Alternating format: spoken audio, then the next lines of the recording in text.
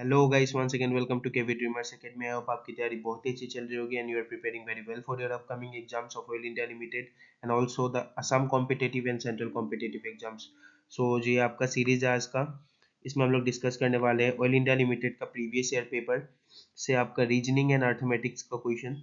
सो इससे पहले भी मैंने आपको रीजनिंग का पेपर दिया था जो कि आपका ऑयल इंडिया लिमिटेड के दूसरे एग्जाम का पेपर था, लेकिन यहाँ पे आपका पेपर का स्क्रीनशॉट डायरेक्ट में लेके आया हूँ। यहाँ पे रीजनिंग और अर्थमेटिक का आपका जितना भी इंपॉर्टेंट क्वेश्चन है वो हम लोग सारा डिस्कस करेंगे from the previous question paper. और इससे पहले अगर आपने मेरा वीडियो नहीं देखा, उसमें मैंने आपको न्यूमेरिकल एबिलिटी करवाया है। मैं यहाँ शॉर्ट फॉर्म में लिख रहा हूँ एनए। न्यूमेरिकल एबिलिटी का सारा क्वेश्चन जितने भी प्रीवियस ईयर पेपर में थे वो आपको कम्प्लीटली सॉल्व कराया गया है। So please go and watch that video. और रीजनिंग का जो प्रीवियस वीडियो है वो भी आपको देख लेना है, ताकि आपसे कोई भी क्वेश्चन मिस ना हो और आपको एक एग्जाम का क्वेश्चंस का पैटर्न और आइडिया पता चले। सो let us start with the question. Question थोड़ा आपका ब्लर हो सकता है क्योंकि मैंने स्क्रीनशॉट जो मेरे पास था वहां से क्वेश्चंस लेके आया, क्योंकि मेरा पीडीएफ मैंने बहुत खोजा, नहीं मिला मुझे क्योंकि मेरा मोबाइल खराब हो चुका था। उसके बाद मुझे पीडीएफ नहीं मिल रहा है। ये कुछ स्क्रीनशॉट्स मुझे मिले हैं, लेकिन ये आपका पूरा का पूरा क्वेश्चन पेपर है जितना आपका रीजनिंग और अर्थमेटिक से क्वेश्चन आया था। सो रीजनिंग नाम ही दिया हुआ है, लेकिन इसमें अर्थमेटिक का भी क्वेश्चंस मिक्स था। और साथ ही साथ इससे पहले न्यूमेरिकल एबिलिटी हमने कर लिया है प्रीवियस वीडियो में। Go and watch that video. तो सबसे पहला क्वेश्चन आपका देखिए क्या है। In the below diagram circle represent player, triangle represent engineer and rectangle represent professor. अगर आपको वीडियो अच्छे से मतलब क्वेश्चन अच्छे से नहीं भी दिख रहा है तो मैं सारा डिक्टेट करूंगा, आपको कोई प्रॉब्लम आने वाला नहीं है। Identify how many are professor as well as engineers but not player. ठीक है, तो आपसे बोला है कि कितने लोग प्रोफेसर है एज वेल एज इंजीनियर है। प्रोफेसर भी होने चाहिए, इंजीनियर भी होना चाहिए, लेकिन प्लेयर नहीं होने चाहिए। आप देख सकते हैं यहाँ पे आपका प्रोफेसर रेक्टेंगल है, तो ये आपका हो गया प्रोफेसर। ठीक है, उसके बाद ट्रायंगल आपका जो है वो आपका इंजीनियर है। Triangle is your engineer. और यहाँ से आपका प्लेयर्स जो है वो आपका सर्कल है। मैं यहाँ पे प्लेयर्स के लिए पीएल लिख देता हूँ ताकि आपको कंफ्यूजन ना हो। ठीक है, तो बोला है कि इंजीनियर और प्रोफेसर दोनों होना चाहिए। Engineer as well as professor आपको बोला है, लेकिन प्लेयर नहीं होना चाहिए। तो इंजीनियर प्रोफेसर दोनों होना चाहिए, मतलब ट्रायंगल और रेक्टेंगल दोनों में आपका बस यही एक नंबर है 19 जो कि आ रहा है। और सर्कल नहीं होना चाहिए, तो सर्कल के बाहर भी है। So the correct answer will be 19। ये आपका ऑप्शन नंबर सी में था, लेकिन ऑप्शन कट हो चुका है थोड़ा, तो ऑप्शन नंबर सी आपका करेक्ट आंसर बनता है इसके लिए। So 19 will be your correct answer. So let us move to the next question. Next है आपका certain number of camels and equal number of owner. Question में बोला है कि सर्टेन नंबर ऑफ कैमल होगा और इक्वल नंबर ऑफ ओनर होगा, तो हम मान सकते हैं कि आपका जितना कैमल होगा उतना ही आपका ओनर होगा। ठीक है, camel equal to owner equal to, हम इस तरीके से लिख सकते हैं। क्वेश्चन को पढ़ते भी जाऊंगा और साथ साथ आपका सॉल्व भी करते रहेंगे हम लोग, ताकि वीडियो थोड़ा फास्ट खत्म हो और आपको समझ में भी आए। तो हम एक्स मान लेते हैं दोनों को, इस तरीके से सॉल्व करते हैं, इससे बहुत आसान होगा। Owners who are all male and going up in a hill, इससे कोई मतलब नहीं है। Half of the owner are sitting on the respective camel. आधा, जो आधे के आधे क्या है, ओनर है, वो आपके बैठे हैं कैमल पे। And the remaining men are working on foot. तो आपका मैन जो कि कैमल पे बैठे हैं, मैन ऑन कैमल, मैन जितने लोग कैमल पे बैठेंगे उतने ही लोग आपका क्या होगा, मैन ऑन फुट। मतलब जितने लोग चलेंगे, जितने मैन चलेंगे मैन ऑन फुट, उतने ही मैन ऑन फुट भी होगा। ठीक है, जितने लोग कैमल पे होंगे उतने ही लोग फुट पे भी होंगे, मतलब चल रहे होंगे।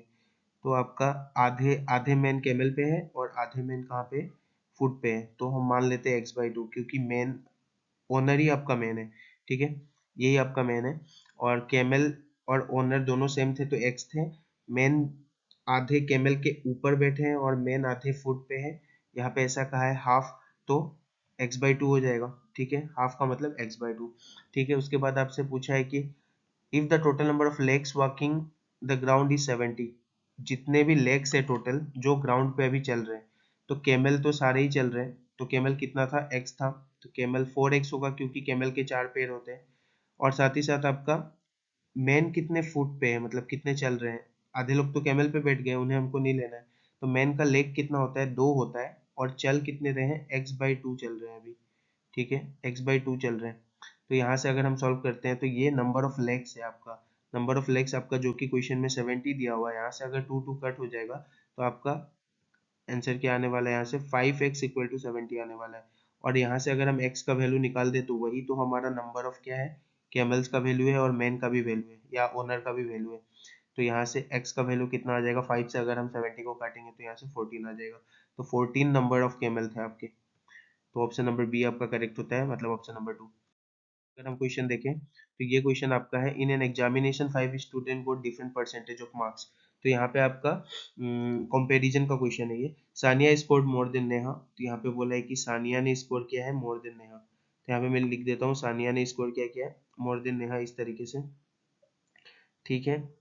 बट लेस देन शिल्पा, लेकिन सानिया ने ही शिल्पा से कम स्कोर किया है। बट लेस देन शिल्पा आपको बोला है, तो शिल्पा से कम स्कोर किया है, ठीक है, ये भी पता चल गया हमें। शिल्पा हु स्कोर 70%, तो यहाँ पे लिख दीजिए 70, मैं यहाँ पे 70 लिख देता हूँ, 70%। Shreya scored less marks than Sonam, यहाँ पे बोला है Shreya scored less marks than Sonam, तो श्रेया और सोनम का कुछ भी यहाँ नहीं दिया हुआ है तो अभी रहने देते हैं। उसके बाद but more marks than everyone else, तो श्रेया ने स्कोर किया है लेस देन सोनम, लेकिन एवरीवन एज से सबसे ज्यादा, तो श्रेया यहाँ आ जाएगा, मतलब श्रेया यहाँ आ जाएगी, ठीक है, श्रेया यहाँ आ जाएगी। और इसने क्या किया है, बस एक लोग से कम किया है, जो कि आपका है सोनम, SON लिख देता हूँ मैं, अब समझ जाइएगा, सोनम से इसने लेस किया है, ठीक है। उसके बाद क्या बोला है, the one who has scored minimum marks is 65 marks, minimum वाले का मार्क्स है आपका 65, ठीक है। And one who have scored highest is 87, highest मतलब सोनम का 87 है, ये भी सही है। Find out who has scored second lowest score, second lowest में कौन दिख रहा है आपको, तो सेकंड लोएस्ट में है सानिया, सेकंड लोएस्ट में कौन है, सानिया है। तो option number A will be your correct answer, मतलब कि ऑप्शन नंबर 1 आपका करेक्ट आंसर होगा। नेक्स्ट, नेक्स्ट है आपका fruit market, in a fruit market a दर्जन एंड 3 + 3 बनानास, दर्जन प्लस 3 बनानास कितना होता है, दर्जन में 12 बनानास होते हैं और 3 आपको और ऐड कर देना है, तो 15 बनानास की यहाँ बात हो रहा है। मैं यहाँ पे 15B लिख देता हूँ।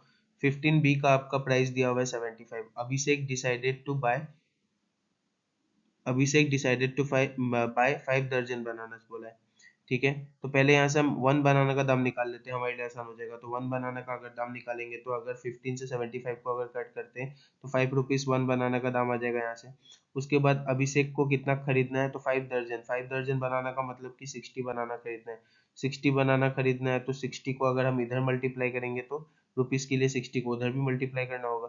तो 60 इंटू 5 अगर हम करते हैं तो यहाँ से कितना आ जाएगा, 60 into 5 rupees, that is your 300 rupees. तो 300 रुपीज आपका करेक्ट आंसर यहाँ से बनेगा। The correct answer will be 300 rupees, जो कि आपका ऑप्शन नंबर 1 में हमें दिख रहा है, और ये आपका एग्जाम में करेक्ट भी था, आप देख सकते हैं। नेक्स्ट है, नेक्स्ट क्वेश्चन आपको ये वाला दिया हुआ है, यहाँ पे आपको बोला है फ्रूट्स आर गुड, तो मैं शॉर्ट फॉर्म में लिख रहा हूँ क्योंकि इतना ज़्यादा टाइम नहीं है, और साथ ही साथ मेरा मैं मतलब टैब में नहीं कर रहा हूँ आपके लिए, लैपटॉप में ही सॉल्व कर रहा हूँ इसे, तो मैं इतना फास्ट नहीं लिख पा रहा, तो इसलिए आपको यहाँ पे शॉर्ट फॉर्म में लिख दे रहा हूँ इसे। 743 आपका दिया है, एफ का मतलब है फ्रूट, आर गुड्स, ए का मतलब आर और जी का मतलब गुड्स, आप समझ जाइएगा। यहाँ पे दिया हुआ eat good food, eat good, और ये फूड, तो ये फूड को मैं अलग से लिख रहा हूँ क्योंकि ये फूड है, और आपका यहाँ पे दिया हुआ है फ्रूट, FR लिख देता हूँ इसे, फ्रूट दिया हुआ है, ठीक है। और ए का तो आपको एंड दिया हुआ है, ठीक है, ये भी पता है। नेक्स्ट आपको सॉल्व करते हैं हम लोग, और नेक्स्ट आपका दिया हुआ है कि फ्रूट, मतलब FR फिर से लिख देता हूँ, फ्रूट आर राइप, एंड इसलिए मैंने लिख दिया क्योंकि वहां पे एंड था और यहाँ पे आर है, नहीं सॉरी, यहाँ पे भी आर ही था, मैं इसे फिर से ठीक कर देता हूँ, 1 मिनट रुकिएगा।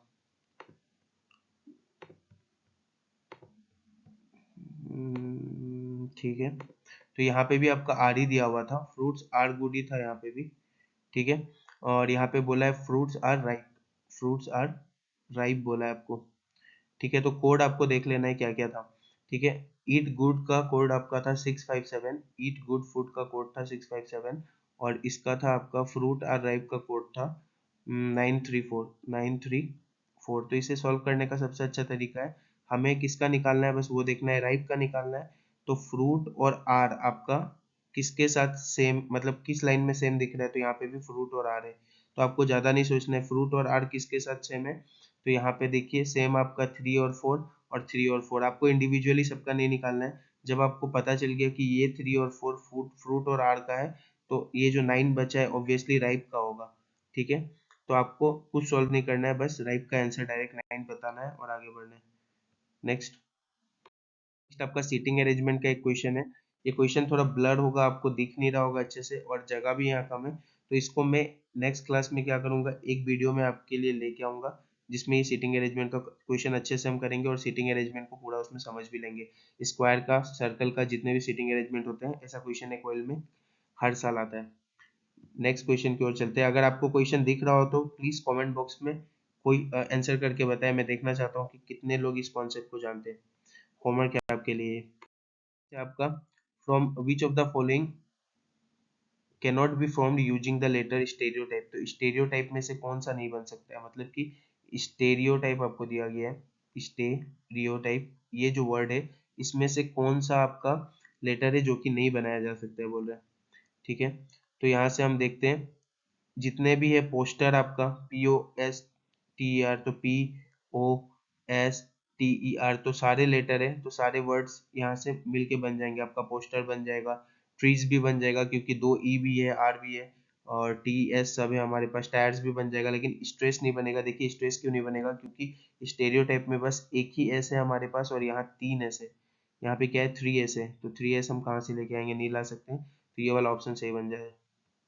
ठीक है, और यहाँ पे आपको बोला है कि which one of the following is odd one. Odd one मतलब जो कि अलग हो, तो यहाँ पे जितने भी आपको नाम दिए हुए, beanie, sweater, gloves, fleece, jacket, muffler, mittens, ये सारे उलेन क्लोथ्स है, और एक अलग से स्वेट शर्ट लिखा गया है। स्वेट शर्ट जो कि आपका फैब्रिक्स भी उसमें मिला हुआ होता है, तो स्वेट शर्ट आपका इसमें से बस अलग हो जाता है जो कि ओड वन है, बाकी सब आपका सेम होगा। ठीक है, क्वेश्चन नंबर 9 आपका यहाँ पे दिया हुआ था कि अल्फाबेटिक सीरीज में what is the position of letter J to the right of letter which is 12 to the left of N। पहले बोला है कि N का 12 लेफ्ट, N से आपको 12 लेफ्ट में जाना है, मतलब 12 पोजीशन लेफ्ट में जाना है।